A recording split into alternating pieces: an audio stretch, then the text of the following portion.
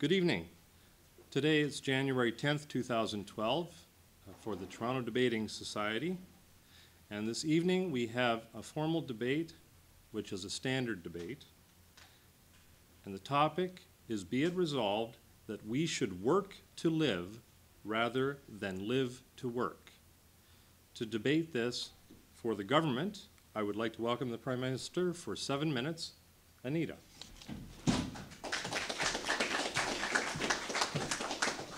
Thank you, Mr. Speaker. As the Speaker has mentioned, the motion for tonight is that we should work to live rather than live to work. So I'm going to define the terms. We means people, should is ought to, work to live is healthy work-life balance, rather than is instead of, and live to work is the main focus in life is your job. Now, we the government believe that being overly focused on your work leaves a person with insufficient time to focus on becoming a well-rounded individual. Instead, you become a one-dimensional. And our premise is that work-life balance is the best thing, and we are going to give you 3 arguments to back up our motion. Our first argument is that people who work to live are happier. Our second argument is people who work to live get more satisfaction out of life. And our third argument is people who work to live are more interesting. So, to start with our first argument, that people who work to live are happier, we'd have to assume that the only reason that people might want to be overly focused on just work in their life is for perhaps money and prestige. But can money and prestige really bring you happiness? Well, there are studies out there that would disagree. So, studies have shown that once our basic human needs are met, having more money does not necessarily give us more happiness. The World Gallup poll voted Denmark as the nation with the happiest people. Actually, Denmark has made this list several times. And the reason being is that Danish happiness is not about acquiring wealth. Danish people pay up to 60% and more of their money in taxes. And that's because they have a high standard of living and a lot of their services are paid for. And they don't mind paying for these services because in Denmark, prestige is not associated with wealth. It is actually one of the most egalitarian, it is the most egalitarian countries in the world. The disparity between rich and poor is the least in this country. And you know, outward displays of wealth and prestige in Denmark are actually frowned upon. So people have other focuses in life. They work a normal week. But they ensure that they have time off to spend with the people they care about and that the pursuits that they enjoy. Not only are the people in Denmark happy personally, but Forbes magazine voted Denmark as the best place to do, as best country to do business. So the economy is not suffering. It's a positive place for both business and quality of life. Actually, the Inuit of northern Greenland rate themselves as being extremely happy, and these are people who don't have much more than the basics of life. Our second argument, example to back up our argument, is that buying more and owning more does not necessarily make us more happy with our life. I mean, once we have it, the initial thrill wears off. It's like an addiction. We always need to get to the next thrill to think that we are happy. This applies to everything from fancy cars to electronics to clothes to jewelry. I mean, if you really want to look around, think of the rich people that we can think of, Hollywood stars, rock stars, sports stars, who have tons and tons of money. But, you know, there's a lot of these people who are in ruin And it's oftentimes this pursuit of money that has ruined them. They don't know what to do with themselves because they don't have value systems as to what to do with it. And value systems of the richest people, they have the same thing in common. They make time for family, friends, and themselves. This is not to say that rich people cannot be happy, but the ones that are because they have proper values, which is balance. They make time for family, friends, and enriching pursuits of their own. They are well-rounded, and they appreciate what is important in life. Now, our second argument, people who work to live get more satisfaction out of life. What we are saying here is that people who do rather than acquire are happier. And there is a study to back this up. Participating in life gives people a lot of satisfaction. Two researchers, Professors Tom Gilovich and Travis Carter of Cornell University, published a study in the Journal of Personality and Social Psychology, and they concluded that it is better to invest in experiences rather than material possessions. By this, they mean invest your time in making memories, whether it be through enjoying family and friends, participating in a sport, learning to play an instrument, taking vacations, or enjoying the outdoors. Their conclusion is that the most satisfied people in life are those who are wringing experiences out of every single thing that they spend money on, whether it's dancing shoes or hiking boots. And there are other ways that people get satisfaction out of life. They have intellectual pursuits such as reading, debating, and keeping up with what's going on in the world. And then the last point about people being more interesting. I'm saying this because I have a personal example of a mid-20s gentleman who works a normal work week and is probably one of the most interesting people I know. He's accomplished at sports. He knows everything about movies. He knows what's going on in the world. He can find things in common with just about anybody. He is a fantastic person to spend time with. So in summary, we are saying that having work-life balance makes us more productive at work, improves our relationships, our mental health, and our overall satisfaction with life. Please vote for the motion. We should work to live rather than live to work. Thank you.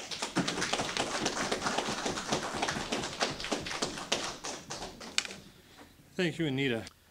To continue with the opposition perspective for this debate topic, I'd like to invite Michael as leader of the opposition. Thank you. What do you push me? Okay. Well, I can't wait to get up here, ladies and gentlemen. This definition is extremely important. We were looking for how they define the word work and how they define the word live. We were offered no such definitions of the word work or the word live. There was no mention of money in the resolution, not necessarily that important, but they are suggesting that people ought to strive for a healthy work-life balance instead of making work your main focus. Ladies and gentlemen, this is a problem. This debate is about a choice. It's about working to live or living to work, one or the other. Their definition suggests that both are equally important. So much for the choice that this resolution suggests. They're saying both are important. Well, I don't think that's their job. They are really arguing both sides of the argument. Their job is to prove that working to live is better than living to work, not equally important, which is what their definition suggests, that the balance is important. So they're basically, and I hope you'll note this, have made half of our argument for us by suggesting that this is a really important value, which is, so thank you very much for making half our case for us. It's sort of like having a debate to discuss whether to paint your room black or white, and ending up by suggesting that you should paint half white and half black. We are led to believe that their choice, although they didn't really suggest a choice, did they, was that you'd be happier choosing what? I guess a balance, thank you. But no proof of that happiness, really. Then they said, well, you'd be more interesting. To who? Is this debate about other people's needs or about yours? So if the debate's about making other people happy, I don't think that was in the definition. Then they're talking about people, that there's no proof that buying more and having more makes you happier. Well, I just suggest you recall your trip trying to find a parking place at Yorkdale during the Christmas rush. There must be an awful lot of unhappy people buying all these presents to make themselves, basically, according to the government, unhappy. Now, they were obviously very busy on Google programming and looking through the Google research on this, and there is a lot. But we preferred to not have a debate about the battle of who's better working their search engines. Work really is to be defined, since they didn't do it, I'll define it as engaged in physical or mental activity to achieve a purpose or a result. This choice is a new phenomenon for human beings. Our forefathers didn't even have this choice, although the government's really suggesting they don't really need one because both are important. This free time is a new concept. I can assure you with a very personal experience that people who have lost the meaning that they get from work have some difficulties. Perhaps that's anecdotal, but I offer myself as proof. If people should or are happy or just working to provide the basics, although the government really aren't suggesting that, are they? I'll give them that they are sort of hinting at it. Why are people working harder these days? Since 80% of the people, since the 80s, the percentage of people working overtime has gone up 7%. 38% of the people now work overtime. They also didn't really set the debate anywhere. We're going to talk about North America just because that's where we sort of live. 25% of North Americans don't even use their vacation time. They're so busy working. They're addicted to work. They live to work, which is what our side is arguing. They're working at home, they're working on vacation, they're working on the subways. You know, once people have the basics of life, they still want to work, and therefore are living to work to some extent. They get their satisfaction from hard work. And there's thousands of people who we know who are doing this kind of thing. I'm going to use quickly one as an example, David P. Co., who sadly just died a year or two ago. This is a person who's a rich man, didn't have to work. He formed the Toronto City Alliance, co-founder of Luminato, co-founded the Toronto Immigrant Employment Council, member of the Order of Canada. They've named David Pico Square after him. He was known as the best mayor Toronto never had. He had a joy in working for his own sake. We all know people like this, and I dare say you will be looking for this later on in your life. You'll want to work. And since they didn't bring in any money into this debate, that is work, folks. And also, the government said that once the basic needs are satisfied, people don't just work to live because they keep raising the bar of what it is to provide the basics of life.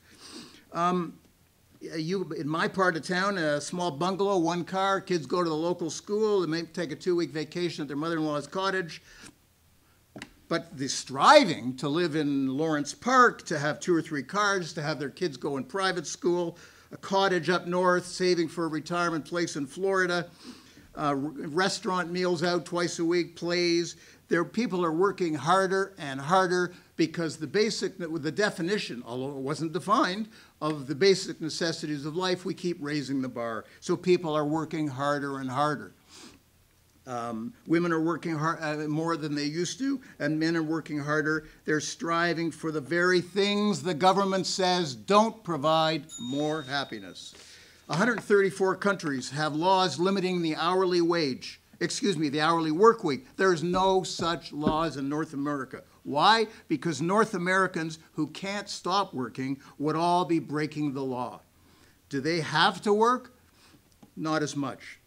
We're already the richest countries in the world. They live to work, which is our argument, ladies and gentlemen. My partner has got, I had some quotes. My partner has better with them. I'm going to leave my partner to tell you some quotes and how they relate to the argument that we think should be made tonight, which is it is better to live to work and not both. Thank you.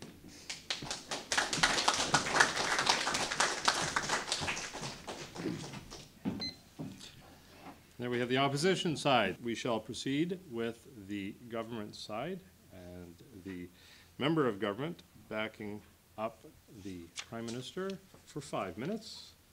Gerry.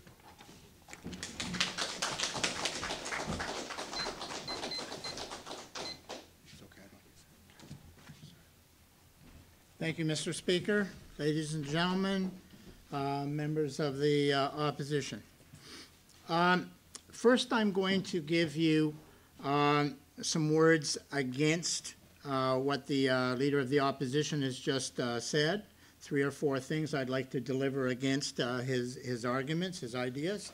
And then I'm going to give you 3 arguments of my own, which will back up the Prime Minister and give some new ideas as well.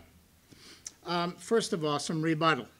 The Leader of the Opposition at one point said that we mentioned in our new definition the word better. The word better was not anywhere in that definition, and I will tell you exactly what that definition was. It was people ought to have a healthy work-life balance instead of work being the main focus in life. That was exactly what the Prime Minister said. Nowhere was the word better mentioned. The Leader of the Opposition also, in his arguments, defined the word work for us. We didn't do that. We didn't really think we had to.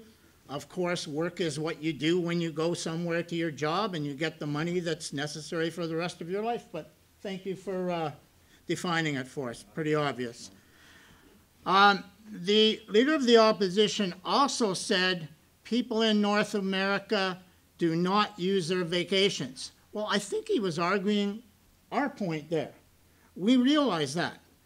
Vacations are necessary. That's part of your life. That's what we're trying to say. People in North America are wrong to do that. That's exactly the point we're trying to make. People who work too long, too hard, don't use vacations, can't go crazy when they're trying to find their parking spots at Yorkdale or whatever he was talking about. That's why people die early and never get to live the rest of their life. I'm going to bring more of that up in my arguments. All right, my 3 arguments now. My first argument, Generation Y is rebelling against their parents' work ethic, which is living to work, focusing almost totally on their work, like the Leader of the Opposition was talking about. The Guardian Observer in 2008 did a survey of 2,500 people of Generation Y. By the way, this is people born after 1980, which probably is most of you. This generation is characterized by a quotation that I'm going to give you now from one of the people surveyed.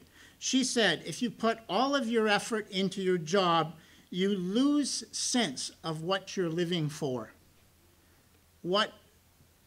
Does that make sense? Losing sense of the rest of your life? You're just totally embroiled in your job, and that's it. That cannot be what life is for. The priorities of Generation Y are totally different than that. Their priorities are finding a fulfilling career, having good holidays, having a healthy, happy work atmosphere, having flexibility in that job, and having an adequate amount of money to furnish their chosen lifestyle. That is what the people of the future will want. Those people, Generation Y, will be the majority of the workforce within 10 years. And that's what their priorities are. Not the high salary and the status or prestige of their parents. My second argument, if people don't like their jobs, why would they live to work? An article in Occupational Adventures 2005 surveyed 7,700 U.S. workers. 65% of the people did not like their jobs. Why then would they live to work? Why would you focus on something you don't like? My third argument, stress from the workplace is an unhealthy addition to life. Daily Telegraph in the UK says people with high stress levels are 5 times more prone to cardiovascular disease, heart attacks, stroke.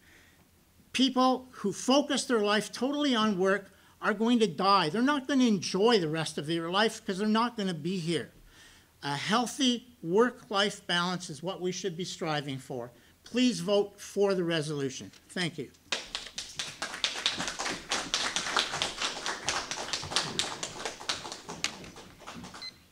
Thank you, Gerry. And to finish up the argument evidence portion of the debate, I'd like to welcome Victor as opposition seconder for 5 minutes, please.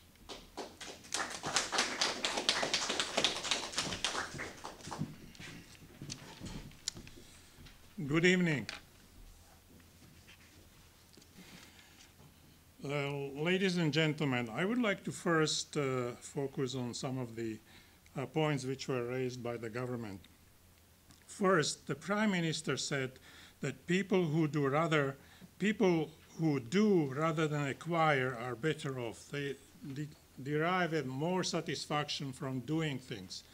Well, I don't know what's the relevance of it, because when you are working on a job, that's what you do. You are working, you are involved, you have interaction with you, with the world, with your partners and so on. So you do things, and this is what job should provide for you. So thank you for that argument. Secondly, it was stated by the member of the government that we should strive for fulfilling career. Wonderful. That's exactly what we are arguing for. We should strive for fulfilling career. It doesn't mean you cannot go for vacation. It doesn't mean you cannot do other things, go to movies or have a happy family at home, spend time with children, but you should strive for a fulfilling career. So thank you for the other argument. Now, let me tell you something about this balance. It's a very ambiguous statement. What does it mean to work to live? Do people in Europe with 6 weeks of vacation, or Denmark for that matter, with 6 weeks of vacation and 35-hour work weeks, do they work to live? Or is there a Mexican fisherman who works 2 hours a day to fish for his family, to fulfill his daily needs, and the rest of the day he's wasting or enjoying on the beach? Which of these two is working to live or living to work? I mean, this is such a relevant term. The definition is different for me, and it may be different for Mexican fishermen, and it's different for a Danish or Greek family. Ladies and gentlemen, let's go to look at some of the statements which were made throughout the history. Confucius said, "Choose a job you love, and you'll never have to work a day in your life." In other words, have a fulfilling career. Thomas Edison said, "I never did a day's work in my life. It was all fun." Steve Jobs said, "You've got to find what you love." And that is as true for your work as it is for your lovers. Ladies and gentlemen, key to our happiness is not to work less in a job we hate. It is to seek satisfaction in other activities, but rather to find a job we love and work as much as we need or we want to. Yes, it's true, many people are unhappy in their jobs, but it's not because not jobs are at fault. What the problem is, they did not find the right job. They did not find what they need. They did not find, as I was telling students, they were not true to themselves. They are working in jobs that are not fitted for them. It is really right to mention here a story of Bill Gates. When he was a young man, it was said of Bill Gates that he was a philosophical, depressed guy trying to figure out what he was going to do in his life. Writer Janet Lowe said that Bill Gates was underperforming at school at war with his mother and generally struggling with life. His parents decided to send him to a psychologist for counseling. However, once he found his passion for software and became true to himself, Bill went on to achieve modest success, as we know. What about Michael Eisner, a famous CEO of Disney? He said that he just existed until he found his passion in the entertainment industry. Ladies and gentlemen, it's not the balance. For everyone, the balance is different. What is important is to find what you love, to do work that you love, and you excel in it. And you have a true, fulfilling career so that you can do and work as much as you want to because you enjoy what you do. Ladies and gentlemen, vote against the resolution.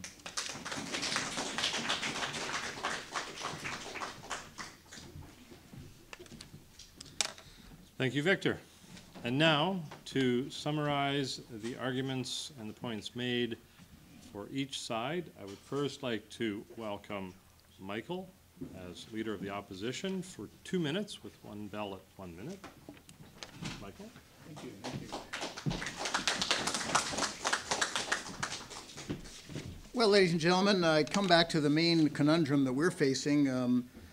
When we are really been asked to look at whether we ought to strive for a healthy work-life balance rather than the two options of living to work or working to live. This debate is about which choice to make, not about making both choices. And I suggest that this is a serious flaw in the government's argument, and therefore you could drive a Mack truck through it, which is probably work, although some people would love to do it. The government said that work is what you do. By the way, didn't define this. They sort of threw it in as an add-on later. Work is what you do when you go to a job. Well, obviously never gardened or dug a swimming pool. It's a late definition, but more important, it's a very narrow interpretation of the word work. Is the government suggesting that all that David P. Co. did for the city of Toronto, was he suggesting that that didn't involve work? Wasn't a job. So I have a very serious flaw there in the argument. The government says we ought to strive for this. I guess that they didn't really answer why, but they did by saying, well, you'd be happier. Well, they didn't define what happiness was, really. They just say you'd be happier. They said, well, you have more satisfaction. Well, that's pretty much what happiness is, but they threw that in as point two, even though it's really just more letters and the word happier. And the one I found even keener was that you'll be more interesting. Third point, they only had 3 points. The third point was you'll be more interesting, and I ask again, to who? If you should be doing all this to please others, well, then I guess that, but that's not what our debate's about. At least I don't think so. So, ladies and gentlemen, we maintain that the working is that am I done? Well, anyway, I'm done. So I hope you vote for our side. More important, vote against that side.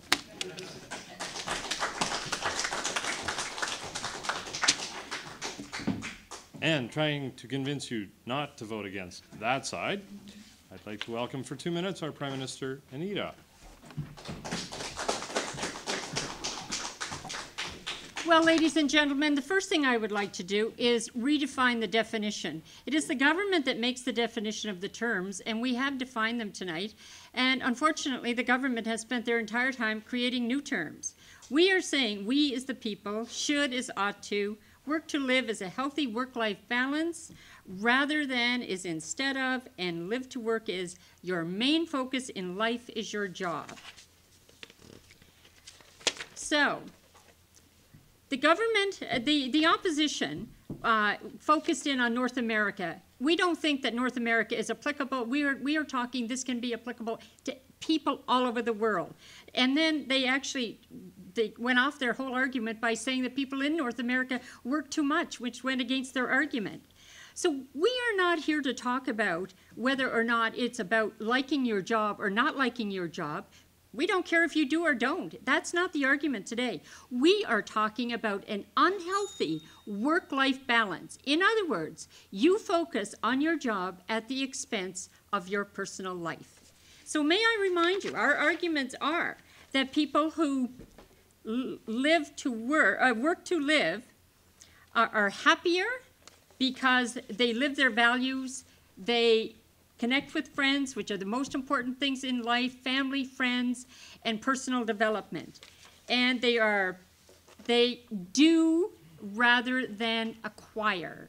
So it is not about wealth. It is not about the individual thrill for the moment. It is about spending your life on meaningful pursuits that create a balanced, fulfilled, happy lifestyle. We have given you examples of countries where this has proven to be true, and we have rebutted all of the arguments of the opposition, which were all over the place and about different definitions.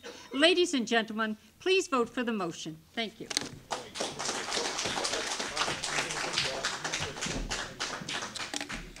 Here we go.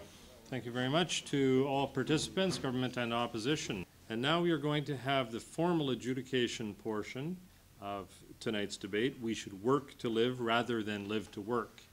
And for 10 minutes to the timer, I would like to invite Brigitte to the front for the adjudication.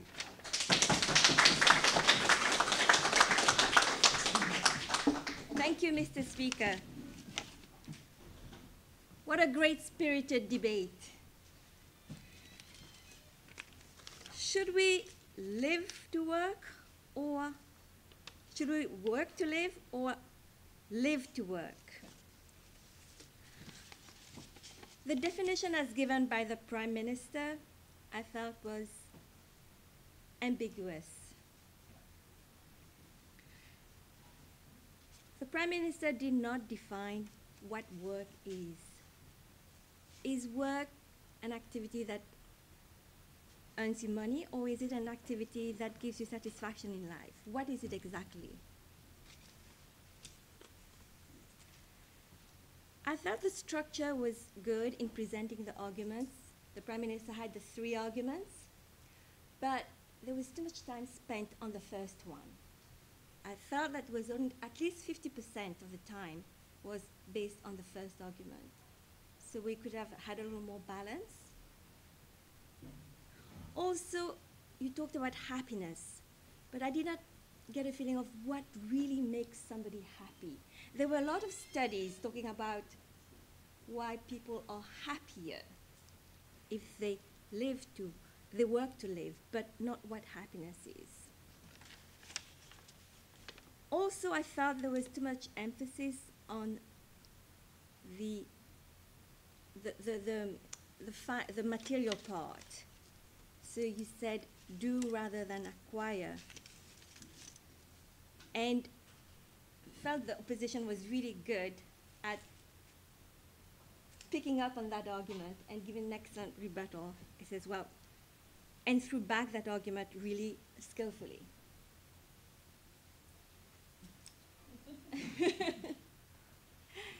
Michael, you've got a point about what is it about when you challenge the definition. In terms of content, I felt that, Michael, you had some good examples, good content. In terms of style, I love the humor of Michael, and I love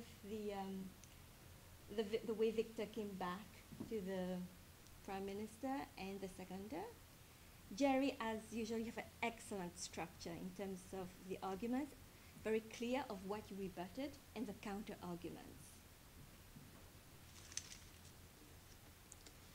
In terms of teamwork, both of you were very good. I felt there was good synergy between the two of you, but I felt that the Prime Minister and the seconder seemed to have had a little more preparation than the opposition team. But nevertheless, you did have some coherence in your approach.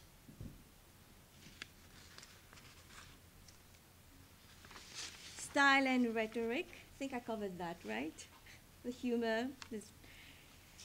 And Anita, I like your feistiness when you concluded, when you made the closing comments.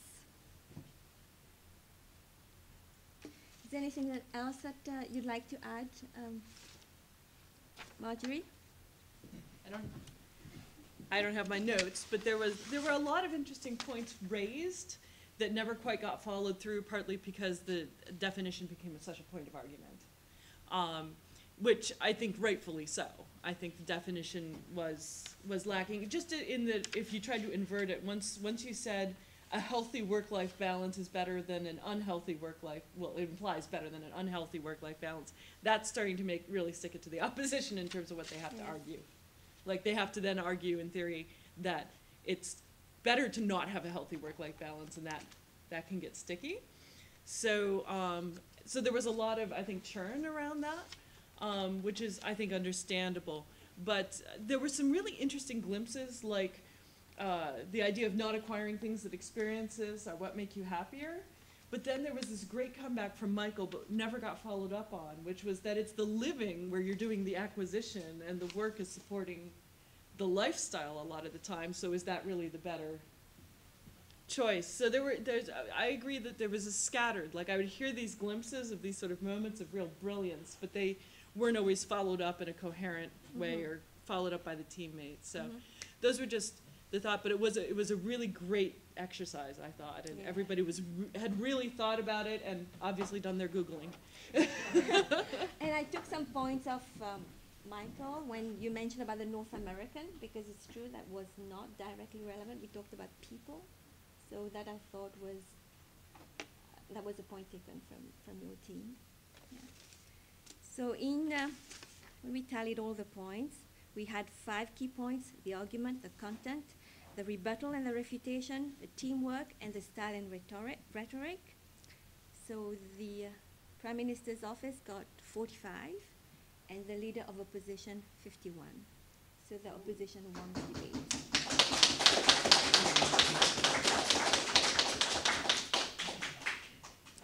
And best speaker was Victor. Congratulations. Excellent debate.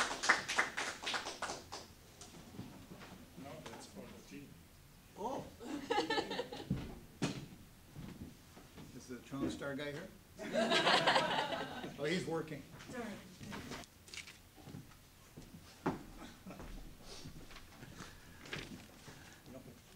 Thank you, Brigitte, for that very involved and informative and effective evaluation, and to Margie as well for helping out this evening. And at this point, it is time to hand out the popular vote. So all the ballots that you cast have been counted up and tallied and double, triple checked. And the winner this evening is the opposition side with votes of 15 to 6. Oh. So I'd like to welcome you to the front to accept the trophy.